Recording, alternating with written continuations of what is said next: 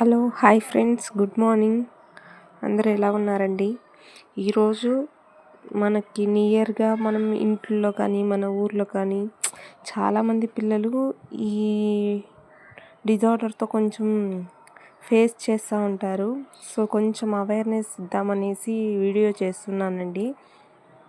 So పుట్టినప్పుడు కొంతమంది పిల్లలు ఇక్కడ ముక్కు దగ్గర కానీ నోటి దగ్గర కానీ ఇట్లా ద్వారం ఉన్నట్టు, ఇక్కడ బొమ్మలో కనిపిస్తుంది కదండి, అట్లా ద్వారం ఉన్నట్టు ఏ బేబీ కన్నా అట్లా అనిపిస్తే అది క్రోమోజోమల్ అబ్నార్మాలిటీ అండి. క్రోమోజోమల్ అబ్నార్మాలిటీ అంటే మనం పుట్టేటప్పుడు కొంతమందికి ఫోర్ ఫాదర్స్ నుంచి కానీ పేరెంట్స్ నుంచి కానీ కొన్ని జీన్స్ అవి మనకి అక్కడి నుంచి వస్తాయన్నమాట. అట్లా వచ్చేటప్పుడు కొంతమంది పిల్లలకి వాళ్ళ ఫోర్ ఫాదర్స్లో కానీ వాళ్ళ పేరెంట్స్లో కానీ వాళ్ళ అత్త వాళ్ళ సైడ్ కానీ అంటే వాళ్ళ బ్లడ్ నుంచి ఆ జీన్స్ అనేది మన బాడీ పుట్టేటప్పుడు అమ్మ గర్భంలో ఉండేటప్పుడు అది స్ప్రెడ్ అయ్యేటప్పుడే వచ్చేటప్పుడే అది కొంచెం జీన్స్ కొంచెం ప్రాబ్లం అయ్యి ఆ జీన్స్ కొంచెం రాకోకుండా ఉండింది అనుకోండి, అట్లాంటప్పుడు ఇట్లా కొంచెం జెనెటిక్ డిజార్డర్స్ అనేవి డెవలప్ అవుతాయండి పిల్లల్లో.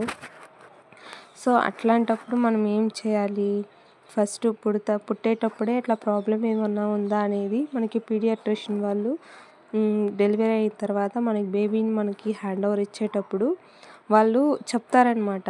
ఇట్లా బేబీకి ఇట్లా క్లెఫ్ట్ ప్యాలెట్ ఉంది, అంటే ఇక్కడ ద్వారం ఉంది, సో దీనికి మనం ఏం ట్రీట్మెంట్ చేయొచ్చు, ఏం చేయాలి అనేది వాళ్ళు చెప్తారనమాట. అంటే క్యూరబుల్లా కాదా, నాన్ క్యూరబుల్ అనేది వాళ్ళు మనకి ఇన్ఫామ్ చేస్తారనమాట.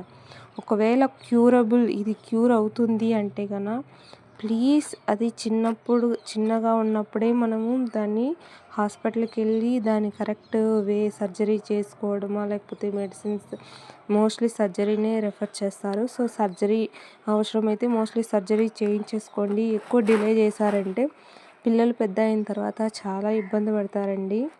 సో అందుకనేసి చెప్తున్నాను. ప్లీజ్ ఈ బొమ్మలో కనిపించినట్టు అక్కడ అంటే కొంతమంది విలేజ్లో ఎవరికన్నా తెలియకపోయినా మీరు ఒకవేళ చూసినా వాళ్ళకి చెప్పండి ప్లీజ్. ఇట్లా బిడ్డకి హాస్పిటల్కి వెళ్తే వాళ్ళు సర్జరీ అడ్వైస్ చేసి సర్జరీ అంటే ఆ ద్వారాన్ని క్లోజ్ చేస్తారనమాట. బిడ్డ కొంచెం పెద్దగా అయినాక బిడ్డకి అది పాలు తాగాలన్నా కూడా ఇబ్బందేనండి. అందుకనేసి సో ముందుగా మనం చూసుకొని దానికి ఏమైనా సర్జరీ అట్లా అవసరమైతే సర్జరీ చేపిస్తే బిడ్డ కొంచెం ఎదిగినాక తన ఓన్గా తినడము, బ్రీతింగ్ ప్రాబ్లం రాకోకుండా ఉంటుంది. అండ్ ఏమన్నా తిన్నా కూడా ఊపిరితిత్తుల్లోకి పోకోకుండా హెల్ప్ చేస్తుందండి. సో అందుకని థ్యాంక్ యూ.